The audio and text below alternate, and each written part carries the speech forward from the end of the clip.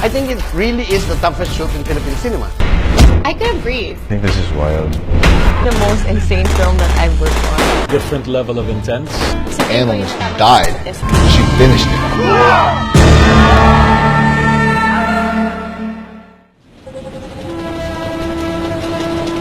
Started with On the Job. We were in the middle of 2nd Avenue in Caloocan. May lasing na nagwawala doon sa loob ng shooting. Tinawag nila yung tanod.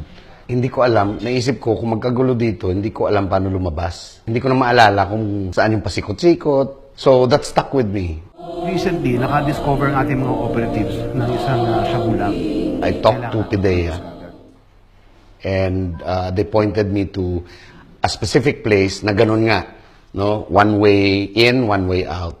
And it's also like a labyrinth. So from there, more research came in and we started developing the story. Pero eventually, when the government changed in 2016 and we were in the middle of producing the film, I think as a responsible filmmaker, I had to take into consideration yung nangyayari ngayon. So, it became more than just another popcorn movie. Alam ko, delikado yung operasyon. Ano trabaho natin to? The whole idea from the very beginning is we follow a PIDEA squad into a mission and we see what happens to them. Meron lang dalawang pwedeng mangyari. Pumatay ka o ikaw ang papatayin. Nina Manigan obviously is part of PIDEA. She's part of the squad. She's a rookie coming into this new squad. There really isn't an introduction of the characters' backgrounds, but there is a hint of Nina Manigan's pain. Ready, and in 3, 2, 1, action.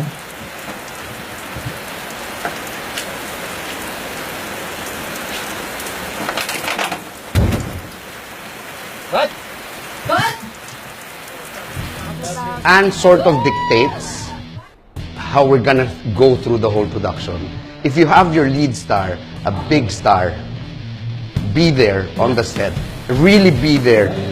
Give her full attention to it. Focus on it. Be passionate on it.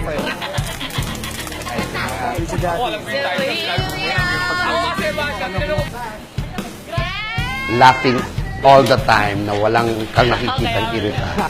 Diba? Everyone else follows. Parang lahat, huwag tayo magreklamo kasi ibida nga natin, ilang beses na nabugbog, nahulog.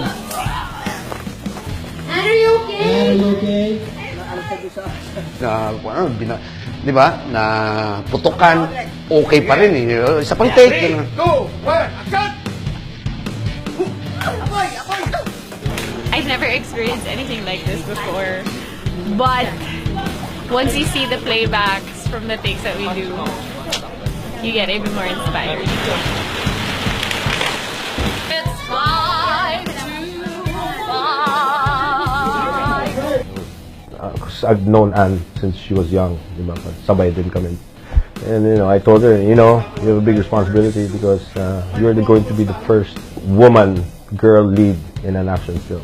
All these years, all these decades, the women in films, sa amin nun, sinasalba namin yan.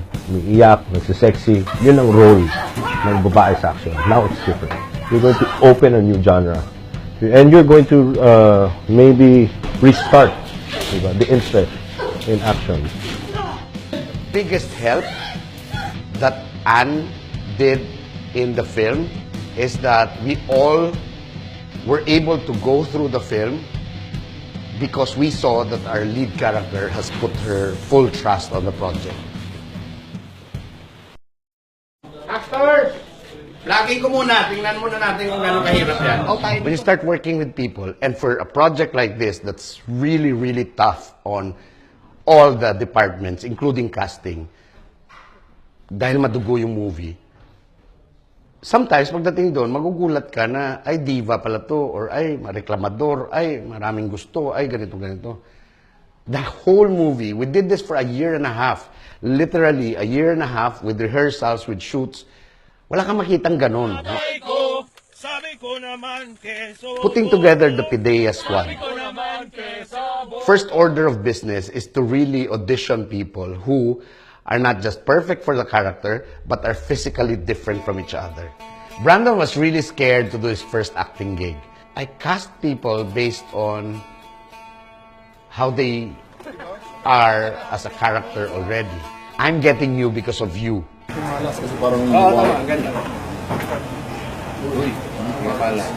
Immediately, ang bilis niya pumick up. He's into it. And of course, marunong siya sa mga guns, mga ganon. So, mabilis niya ma-pick up. So si Victor, I had him hunted down. I had to look for him. He's perfect for the role of si Bernie Lacson.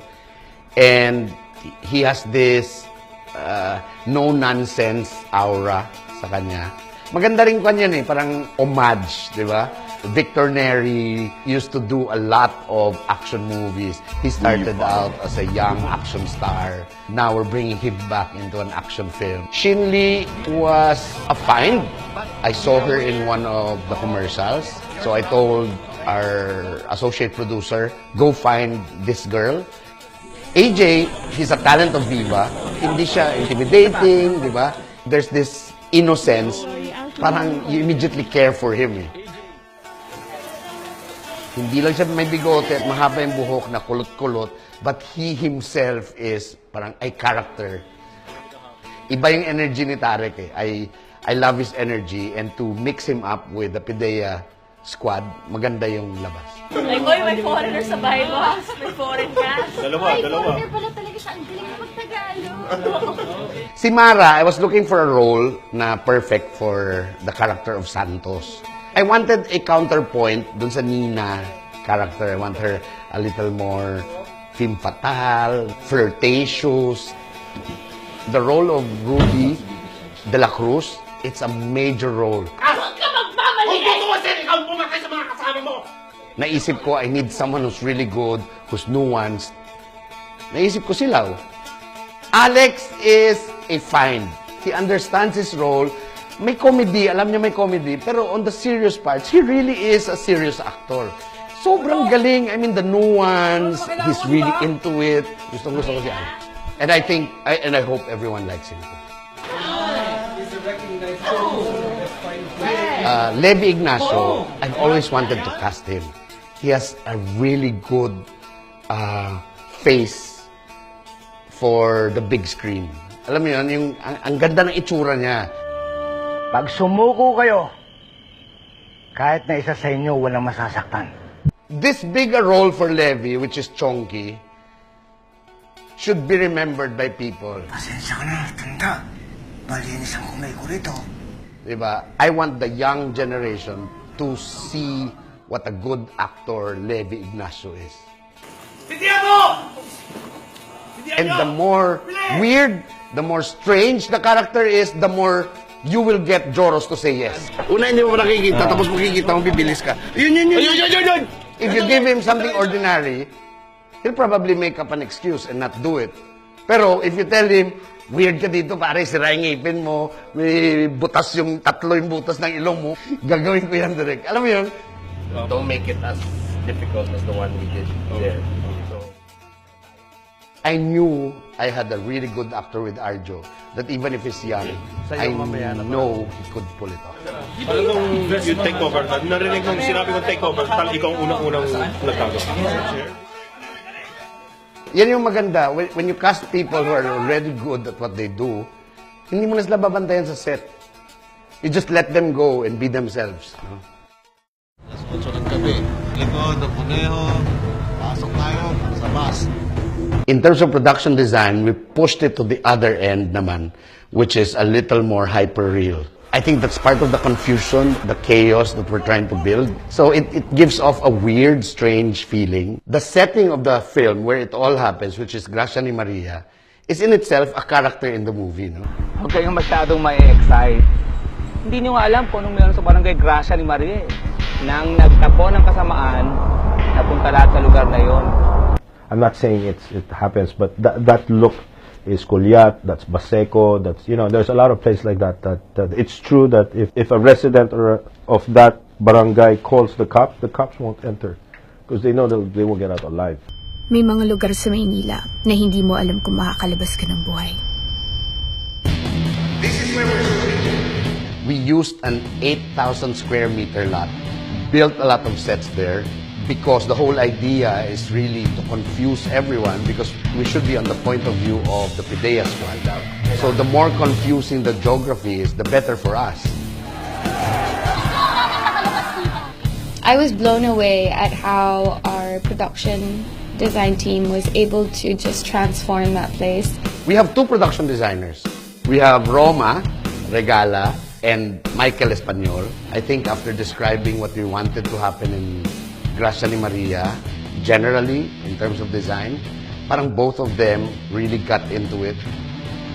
The feel of the set, it's sick, it's so real. So, ang dumi-dumi, ang dumi niyang tingnan, but then hindi talaga siya madumi. But then that's how beautiful the set is. Talagang kuwang-kuwa. Hindi ko malaman kung ano yung totoo, ano yung set lang. Diba lang, no? Yeah. This is like not even close to what I imagined. Sinetap tayo. Delikado na tayo dito sa loob ng grasya.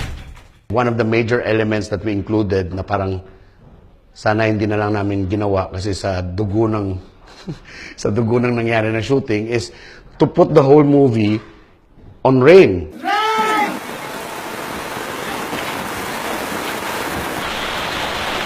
It's probably 70% on rain, the whole movie, in and out, in and out.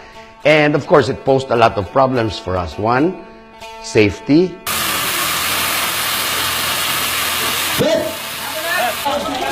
Two, immersing the actors every now and then to constant rain. And hindi naman yan shoot na real time lang, no? So there are takes, paulit-ulit, rain, o babasain na naman sila.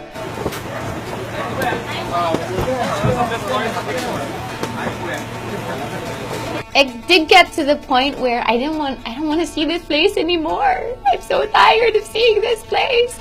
And then we had to get wet, and then there would be mud. It's so gross. Okay lang. It's the first action film that I've done. Yung setting niya or the story just happened in one day, and at night, and during rain.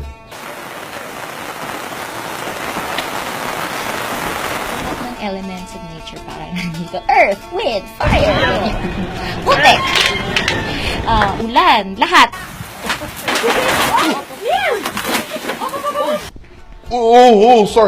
Sorry. The rain made it so hard. But when you watch the film, the rain is what helped make the damn movie. So, tiis ganda.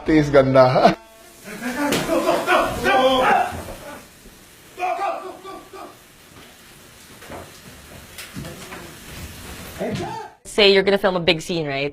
Usually it's gonna take one whole day of shoot, siguro, longest na yon. Or two. No, may mga scenes na it took 1 week to finish. Just the shooting days alone from doing Showtime, from 11 to 3, and then doing By Bust from 5 to 6. I didn't know I could do the graveyard shift shoot for 2 years. Hanggang dating bahay ang tulog! Lahat ng kailangan just to make sure that everything is prepared. It's just a different level than anything I've ever seen. Naabot ako ng more than an hour preparation. Yeah. Oo, ganon katagal. So right now we are doing some continuity for the beard of our stuntman Elric. Ganyan kami ngayon kagulo kasi nga we prepared for like almost 80 double costumes. So I guess that's one of the reasons why this is a film that's something, it's a must-watch for everyone. Kasi ito talaga yung, na-gets ko na yung pag sinasabi ng mga tao, pinaghirapan namin tong film na to. Yun, pinaghirapan po namin tong film na to. 3, 2, 1, action! Takbo!